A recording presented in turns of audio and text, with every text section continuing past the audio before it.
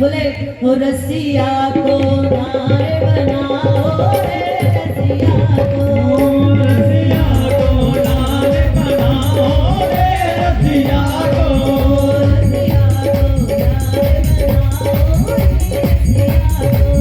रसिया को नार बनाओ रे रसिया को रसिया को अरे रसिया को रसिया को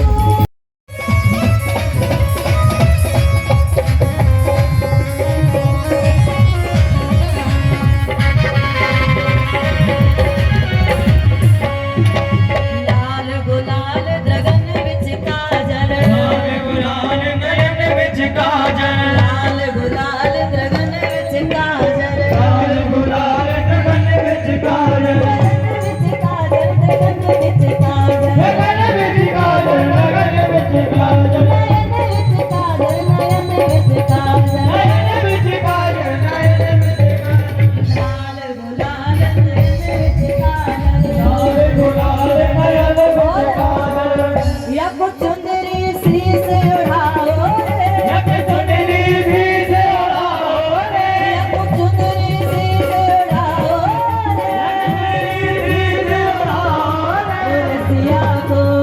रसिया को लाल बनाओ रे रसिया को हाँ रसिया को लाल बनाओ रे रसिया को रसिया को लाल बनाओ रे रसिया को रसिया को लाल बनाओ रे रसिया को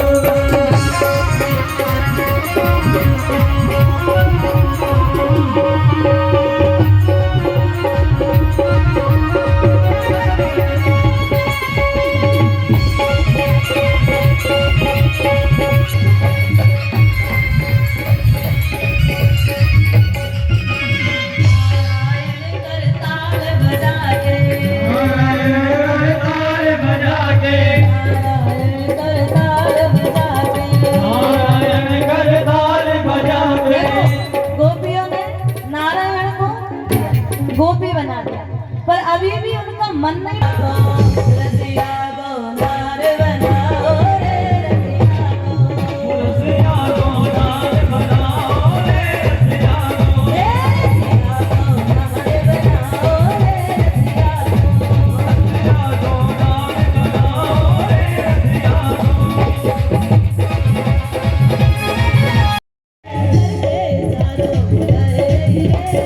के सारो भुला गई रे बरसाने की झोली राधा मोरी डोली सारे की झोली सादा गोरी गोरी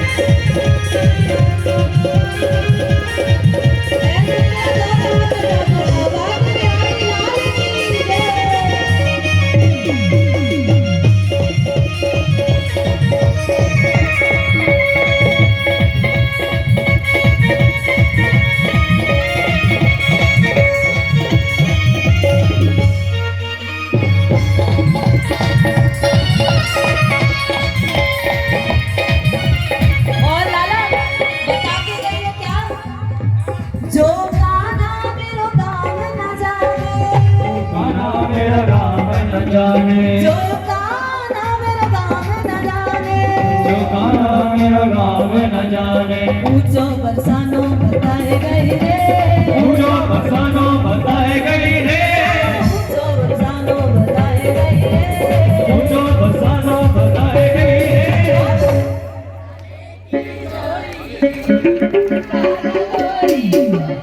हाँ बरसाने की चोरी राधा गोरी गोरी बसाने की झोली सादा गोरी गोरी तेरी अंजना में तुलसी को मिलवा तुलसी को मिलवा तुलसी को मिलवा तुलसी को मिलवा तुझे निशानी बताई गई रे निशानी बताए गई रे तुझे निशानी बताई गई रे तुझे निशानी बताए गई रे बरसाने की चोरी हाँ बरसा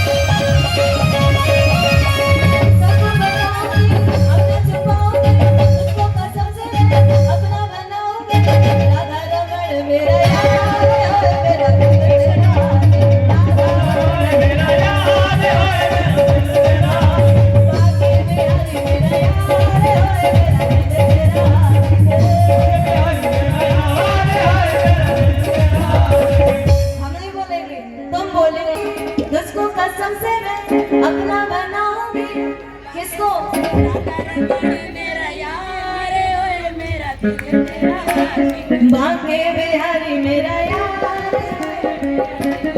सब गाँव नीचे बैठे वाले दोनों हाथ उठा के हो राधा रमण मेरा यार ओए मेरा दिल तेरा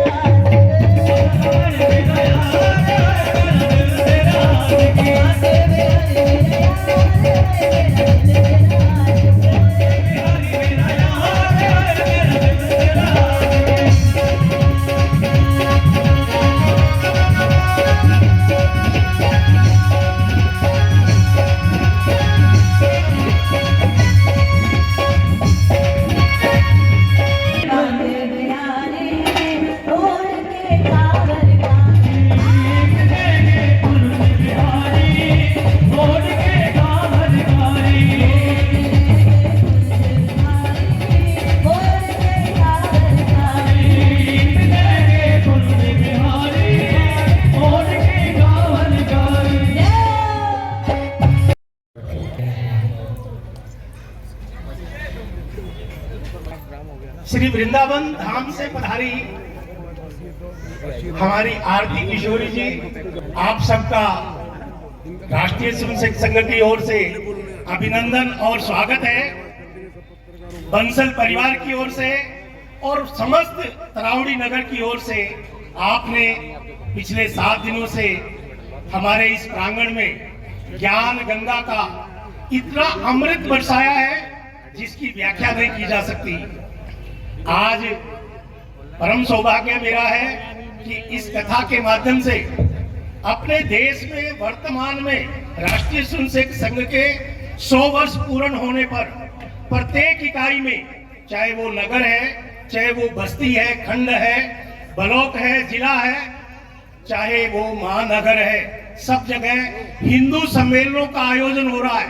उसी श्रृंखला में आज ये जो सनातन का कुंभ अपने इस प्रांगण में विराजमान है, उसके बीच भी राष्ट्रीय स्वयंसेवक संघ की ओर से जो ये विचार सारे विश्व के अंदर फैलाया जा रहा है कि आज सनातन को प्रबल आवश्यकता है, हिंदू समाज जागृत होकर खड़ा हो और अपने जो संस्कार है, जो संस्कृति है, जो हमारी विचारधारा है, उसको पुनर्जागृत करके, क्योंकि विश्व गुरु कहलाने वाला आज कहीं हम पिछड़ गए हैं, उसको हमें विश्व गुरु की अपनी उस आभा को प्राप्त करना है, उसके लिए आगे बढ़ना है।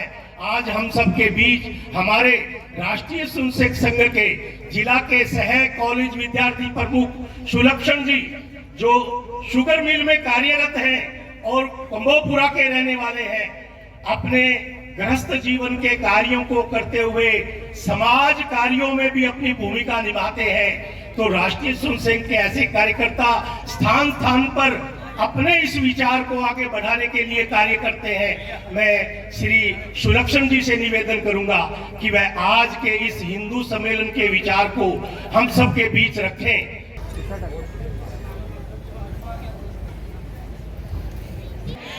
वंदे। मैं बोलूंगा जी, हाथी घोड़ा पाल की, आपने बोलना है जय कन्हैया लाल। हाथी घोड़ा पाल की, जय कन्हैया लाल की।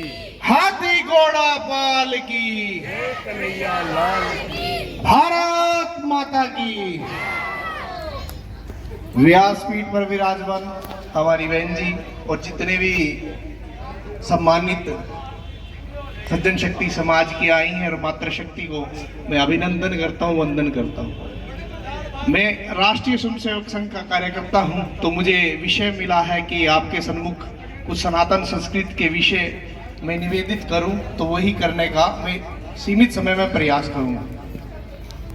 ये जो सनातन संस्कृति है, ये क्या है? यदि हम इसको समझे, सनातन संस्कृति क्या कि सब में ईश्वर तत्व को देखना, प्रत्येक जीव में शिव को देखना, पर्वतों में ईश्वर को देखना, गंगा में पूजने का भाव देखना, तो हर जगह हर स्थान में ईश्वर तत्व देखना, यत्र तत्र सर्वत्र भगवान के दर्शन करना। अब यदि हम अपने कुटुंब में देखें, परिवारों में देखें, तो सबसे प्रथम यदि हम रोटी निकालते हैं तो किसकी निकालते हैं जी? हाँ जी, गाय की। दूसरी किसकी निकालते हैं जी? कुत्ते की। तो ये सभी जीवों में शिव को देखने का जो सामंजस्य का भाव है, ये एक सनातन संस्कृति में ही है। हमने सदैव ही इस राष्ट्र को, इस दुनिया को, इस समाज को, इस संसार को अपना वासुदेव कुटुंबकम माना है, परिवार माना है और देने का ही प्रयास किया है, त्याग का भाव किया है। ये जो त्याग का भाव है, तपस्या का भाव, ये क्या है, अपने केवल इस सनातन संस्कृति में ही है। ऐसा अपना पवित्र पावन सनातन धर्म है जो युगों युगों से चलता आ रहा है। इस धर्म पर, इस सनातन संस्कृति पर अनेक विदेशी आक्रमण आए जिन्होंने हाथ डालने का प्रयास किया, इस देश की छवि को धूमिल करने का प्रयास किया, परंतु इस देश के वीरों ने सदैव ही अपनी खड़क से, अपने मनोबल से, अपने पराक्रम से, अपने शौर्य से इसको अमर अजर बनाया है। ऐसा भारतवर्ष रहा है। यदि हम प्रथम दृष्टि डालें, छत्रपति शिवाजी महाराज, दक्षिण में उनको ईश्वर की भांति पूजा जाता। कहते हैं यदि छत्रपति शिवाजी ना होते तो दक्षिण में सनातन धर्म नहीं होता। छत्रपति शिवाजी की जीवन में महत्वपूर्ण भूमिका देखें तो उनकी माता जी की दिखती है। किसी को अपने में ध्यान, इनकी माता जी का क्या नाम था जी? जीजाबाई। माता जीजाबाई ने छत्रपति शिवाजी को रामायण, महाभारत, महापुरुषों की कथाएं बाल्यकाल से ही सुनानी आरंभ कर दी थी। और देखिए हमारे बच्चे क्रिकेट खेलते हैं, कोई वॉली खेलता है, कोई बैडमिंटन खेलता है, किंतु छत्रपति शिवाजी बाल्यकाल में ही दुर्ग जीतना का खेल खेलते थे, वे किले कैसे जीते जाए। और देखिए उनके जीवन का परिणाम कि जब एक दिन वो बीजापुर की गलियों में विचरण कर रहे थे तो क्या एक कसाई गौ माता को लेकर जा रहा था। उन्होंने विनती करी कि कृपया करके आप इनको छोड़ दीजिएगा। वो कसाई नहीं माना जी, पुनः निवेदन किया, फिर भी नहीं माना। तीसरी बार में उन्होंने अपनी खड़क निकाली और उस कसाई का हाथ 2 टुकड़ों में काट दिया। ऐसा छत्रपति शिवाजी महाराज बाल्यकाल से ही। और जब 16 वर्ष के हुए तो तोरण का जो किला था वो विजय कर लिया। वो विजय कैसे किया? वो तलवार के बल पे नहीं किया, बुद्धि कौशल के बल पर। कैसा बुद्धि कौशल? जो उस किले के जो सेवा करता थे, जो भी संभालते थे, उनसे संधि कर ली। राजनीतिक अस्थिरता थी बीजापुर में उन दिनों। उनसे बातचीत करके 16 वर्ष की आयु में सर्वप्रथम उन्होंने पहला किला जीता और कुल मिलाकर जितने भी निकटतम के किले थे उन पर विजय के विजय प्राप्त करते चले गए। ऐसे छत्रपति शिवाजी। और देखिए नारियों के प्रति उनकी दृष्टि कैसी थी। एक बार जब किलों पर वो चढ़ाई करते थे तो उनके जो सैनिक एक मुस्लिम बेगम को ले आए और कहने लगे, महाराज ये देखिए कितनी सुदर्शनी एक बेगम है। और छत्रपति शिवाजी को क्रोध आया और उन्होंने उत्तर में क्या कहा, ये हमारे लिए अपने आचरण में लाने के लिए बात है। युवाओं के पुरुषों, उसने कहा यदि मेरी माता जी भी इतनी सुंदर होती तो छत्रपति शिवाजी भी इतना सुंदर होता। तो ऐसे विचार इस सनातन संस्कृति के महापुरुषों के रहे हैं। और छत्रपति शिवाजी के एक सेनापति थे तानाजी मालुसरे, बड़े ही स्वामी भक्त, राष्ट्र भक्त। एक दिन उनके पुत्र का विवाह था और छत्रपति शिवाजी की मां जीजाबाई ने कहा कि मुझे सिंहगढ़ का किला चाहिए। मेरी आंखों में चुभता है जो वो हरा ध्वज लगता है ना इस्लाम का, वो उतार कर मुझे वो भगवा ध्वज चाहिए। अब छत्रपति शिवाजी ने सभा बुलाई। सभा में कहा कि कौन ये कार्य करेगा, कौन चढ़ेगा इस किले पर। तो तानाजी मालुसरे ने कहा कि मैं इस किले पर चढ़ाई करूंगा। तो छत्रपति शिवाजी ने कहा आज तो आपके पुत्र का विवाह है, रायबा का विवाह है, तो आप कैसे जाएंगे तुमने अपने इस आयोजन को छोड़कर। उन्होंने कहा कि मेरे लिए सर्वप्रथम राष्ट्र है। अगर राष्ट्र स्वतंत्र रहा, ये सनातन संस्कृति जीवित रही, तो मेरे जैसे पता नहीं कितने पुत्रों के विवाह पुत्रियों के होंगे, तो मैं ही इस किले पर चढ़ाई करूंगा। तानाजी मालुसरे 350 सैनिकों के साथ चल दिए लेकर। और उनके पास एक गो थी। गो किसी ने देखी है ना जी? गांव में गो होती है, एक छिपकली होती है बहुत बड़ी, उसका नाम यशवंती था। और उन्होंने जैसे ही बड़ा सीधा टावर की तरह से किले होते थे उसको खोला और यशवंती को कहा, यशवंती जा रस्सी बांध कर उसकी पीठ पर, तुझे वहां पर चिपकना है। यशवंती को फेंका, वो यशवंती नीचे आ गई। दूसरी बार फिर फेंका, फिर नीचे आ गई। वो जमा ही नहीं पा रही थी अपने पंजे। तो अंत में क्या हुआ, उसने कहा तानाजी ने, यदि अब की बार यशवंती तू नीचे आई तो तेरा शीश काट दूंगा। और जैसे ही ये कहने के 50 उसने डाला, यशवंती ने अपने पंजे जमा लिए और उसकी पीठ पर बंदी रस्सी से 350 सैनिक अपनी सनातन संस्कृति के लिए ऊपर चढ़ गए। बड़ा घंघोर युद्ध हुआ, इतना घंघोर युद्ध हुआ कि तानाजी मालुसरे का हाथ तक कट गया। अंत में लड़ते लड़ते उन्होंने पन्ना लिपट के, अंग वस्त्र होता है जो हम रखते हैं समाज में पन्ना, उससे लड़ना आरंभ, ढाल की तरह लड़ना आरंभ कर दिया और अंत में वो वीर गति को प्राप्त हुए। और यशवंती ने भी अपने प्राणों का होम कर दिया। तो इस प्रकार के इस देश के महापुरुष यशवंती जैसे, अब बताइए इनको क्या नाम दें हम? वो जीवों ने इस राष्ट्र के लिए बलिदान दिया। महाराणा प्रताप का जीवन देखिए जी, आज ये जो वातावरण बना है ये उन महापुरुषों के कारण ही तो है। हम स्वतंत्रता की स्तुति कर रहे हैं, राधा राधा नाम जप रहे हैं, आनंदित हो रहे हैं। बहन जी ने बड़ा एक मनोरम वातावरण सृजन कर दिया, बना दिया। तो ये किसके कारण? महापुरुषों के कारण, उन त्यागी और बलिदानियों के कारण। महाराणा प्रताप ने हल्दी घाटी के युद्ध में संसाधनों के अभाव के कारण पीछे हटना पड़ा, अपने परिवार और सेनापतियों को लेकर जंगल में रहना पड़ा, और उनका पुत्र साथ में, उनकी धर्मपत्नी जी साथ में, और वहां पर फल फूल तो थी, वस्त्रों का अभाव था, कुछ संसाधनों का अभाव था। किंतु क्या हुआ, जब भोजन की व्यवस्था करनी पड़ती तो उन जंगली घास होता था, उसकी रोटी बनाकर खानी पड़ी। एक दिन जब महाराणा प्रताप जी की धर्मपत्नी चपाती बना रही थी, रोटी बना रही थी, तो एक जंगली बिलाव आकर उसके बेटे के हाथ से लेकर छीन के चला गया, अमर सिंह के हाथ से। और महाराणा प्रताप वो दृश्य देख रहे थे और बड़े भाव विभोर हो गए कि मेरे कारण मेरे पुत्र, मेरे धर्मपत्नी को इतना कष्ट उठाना पड़ रहा है। तो उसके पश्चात भी उनका मन नहीं डोला, उसने पुनः संगठित किया अपनी सेना को और फिर चढ़ाई कर दी। और ऐसे ऐसे महापुरुषों से जी ये जो देश है ये चला है, ये वातावरण बना है। आज ये स्वतंत्र जो भारत दिख रहा है, ये संस्कृति दिख रही है, उनके कारण। और माताओं का भी कम बलिदान नहीं है इस राष्ट्र के लिए। एक हाड़ी रानी, क्या आपने प्रसंग सुना होगा? किसी ने सुना हाड़ी रानी का? हाड़ी रानी थी, राव चुड़ावत के साथ उनका विवाह हो चुका था। ये राजस्थान का प्रसंग है। तो उस समय बिल्कुल नई उनकी शादी हुई थी, तो दाम्पत्य जीवन बड़ा सुख में चल रहा था। उधर से चुड़ावत राव सेनापति थे उस समय, औरंगजेब का आक्रमण होता रहता था। तो राजा ने तत्काल ही एक संदेश भिजवाया कि युद्ध आरंभ हो चुका है, मुगलों ने हम पर आक्रमण कर दिया है। और तुरंत चुड़ावत जी आप पहुंचे। अब रानी बड़ी विस्मय में पड़ गई कि नई नई शादी हुई है, अब अपना दाम्पत्य जीवन में वो व्यतीत कर रहे थे, अच्छे से रह रहे थे। तो उन्होंने कहा अभी जाना पड़ेगा। उन्होंने कहा जी अभी तो अब कह रहे थे कि युद्ध में इतनी शीघ्र नहीं जाएंगे, तो जाना तो पड़ेगा जी। अभी उनकी मेहंदी के रंग भी नहीं छूटा था हाथ से, और पूरा ही जो श्रृंगार था वो विवाह वाला था। तो ऐसे चलते चलते जी उन्होंने कहा अब चलना पड़ेगा, बस ठीक है। तो उन्होंने कहा कि रानी जी आप मुझे, जब मैं युद्ध में जाऊंगा आप मुझे विस्मृत तो नहीं करते, भुला तो नहीं दे? उन्होंने कहा नहीं जी राजा जी, मैं वीरांगना हूँ, क्षत्राणी हूँ। अब कोई भी माँ यदि उस समय गर्भ से पुत्र को जन्मती थी तो वो वीर को ही पैदा करती थी, ऐसी आकांक्षा रहती थी, क्योंकि संघर्ष का काल था जी उस समय। और वो मानती थी यदि पुत्र वीर गति को भी प्राप्त हो तो वो भी गर्व की बात है। उन्होंने कहा मैं आपको विस्मृत नहीं करूंगी, आप जाइए अपने कर्तव्य का निर्वहन करिए। और जैसे ही चुड़ावत जी चले उनको फिर याद आ गई। उन्होंने अपने संदेश वाहक को भेजा कि पत्नी का कुशल क्षेम जानिए। फिर संदेश वाहक का तो अगले दिन भी यही प्रक्रिया। उन्होंने कहा मैं संतुष्ट हूँ, मैं आराम से अभी रह रही हूँ, आप चिंता न करें, आप अपने दायित्व का निर्वहन करिए, युद्ध करिए इस राष्ट्र के लिए।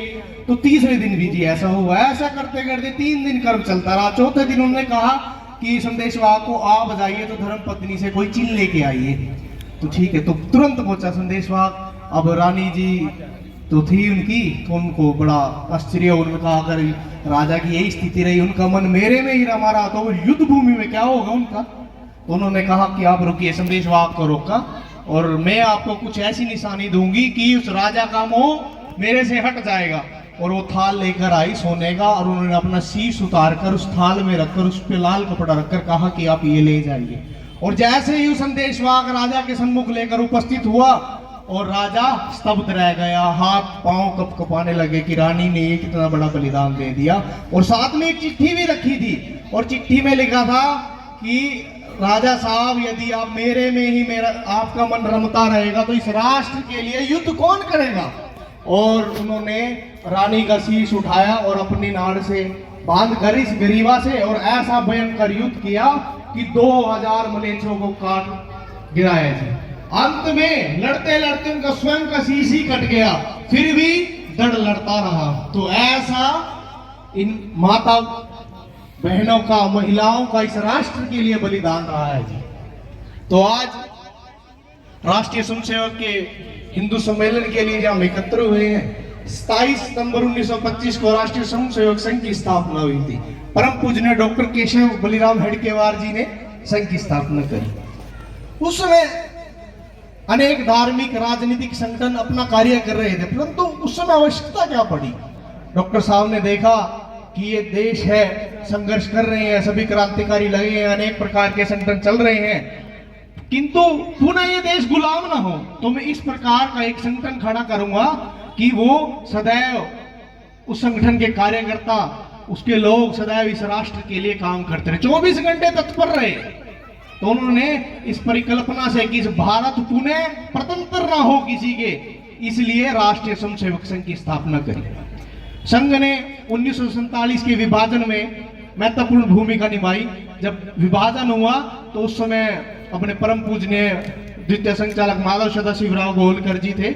उन्होंने कहा कि जब तक पाकिस्तान से एक भी हिंदू नहीं आ जाता तो स्वयंसेवकों को वहां से हटना नहीं है। इस प्रकार के निर्देश दिए। 1962 का युद्ध हुआ भारत चीन का, तो तत्कालीन प्रधानमंत्री जवाहरलाल नेहरू जी ने संघ के स्वयंसेवकों को आमंत्रित किया कि आप आइए, सेना का सहयोग करिए, उनको रसद सामग्री जो भी व्यवस्थाएं हैं उनकी संभालिए। और राष्ट्रीय स्वयंसेवक संघ के कार्यकर्ताओं ने बड़ी ही निपुणता से, प्रवीणता से भारतीय सेना का सहयोग किया। 1963 में उनकी इस कार्यशैली से प्रसन्न होकर पंडित जवाहरलाल नेहरू जी ने उन 3500 स्वयंसेवकों को 26 जनवरी के दिन परेड पर निमंत्रित किया। वैसे तो किसी संगठन को या किसी भी समूह को एक समय चाहिए होता है परेड पर कदम से कदम मिलाना, अनुशासन में रहना, किंतु 2 दिनों के इस सामान्य अल्प से समय में स्वयंसेवकों ने अपने आप को तैयार कर लिया और 26 जनवरी की परेड पर वो सम्मिलित हुए। फिर पुनः आया समय आया 1965 के युद्ध का। 1965 में तत्कालीन जो प्रधानमंत्री थे लाल बहादुर शास्त्री जी, उन्होंने दिल्ली की व्यवस्था को संभालने के लिए स्वयंसेवकों को फिर आमंत्रित किया और स्वयंसेवकों ने पूर्ण समय लगाकर पूर्ण तन्मयता से वहां पर सहयोग किया। और फिर आपातकाल लगा। आपातकाल में आप सभी में से कुछ विद्वान हैं जो वृद्ध बैठे हैं, उनको स्थिति पता है कि समाचार पत्रों पर बैन लगाना, स्वतंत्रता को छीन लेना, अनेक प्रकार के प्रपंच आपातकाल इमरजेंसी में लगाए गए। उस समय भी राष्ट्रीय स्वयंसेवक के जो कार्यकर्ता थे उन्होंने भूमिगत रहकर बड़े समाज को एक संगठित किया और उसके विरुद्ध आवाज उठाई और उस समय की सरकारों को इमरजेंसी को हटाना पड़ा। इस प्रकार चलते चलते संघ ने अनेक सामाजिक संगठन भी खड़े करे। विद्या के क्षेत्र में विद्या भारती बनाया, अब विद्यार्थियों में अखिल भारतीय विद्यार्थी परिषद बनाया, भारतीय मजदूर संघ बनाया, भारतीय किसान संघ बनाया जी। तो इस प्रकार के 32 से अधिक संगठन है जी। वनवासी कल्याण भी एक अपने एक संगठन है, वनवासी कल्याण, जो जंगलों में, वनों में जो अपने समाज के बंधु बांधव रहते हैं वहां जाता है, उनकी शिक्षा, स्वास्थ्य, चिकित्सा, उनका ध्यान रखता है। उनका भी एक मार्मिक प्रसंग मैं आपको सुनाने प्रकाश डालता हूं। एक बार वनवासी क्षेत्र में कुछ संघ के प्रचारक और कुछ कार्यकर्ता घर से चले गए, तो वहां पर जी जल का, भोजन का, रहने का, सहने का, वस्त्रों का बहुत बड़ा वो रहता है, क्योंकि वो अत्यंत निर्धन होते हैं, गरीब होते हैं। तो चले गए जैसे ही वैसे जलपान किया, जो भी उन पे संभव हुआ। तो अपना आए तो उन्होंने आते समय क्या कहा कि चलो एक बार विदाई ले रहे हैं तो नमस्ते कर लेते हैं सबको।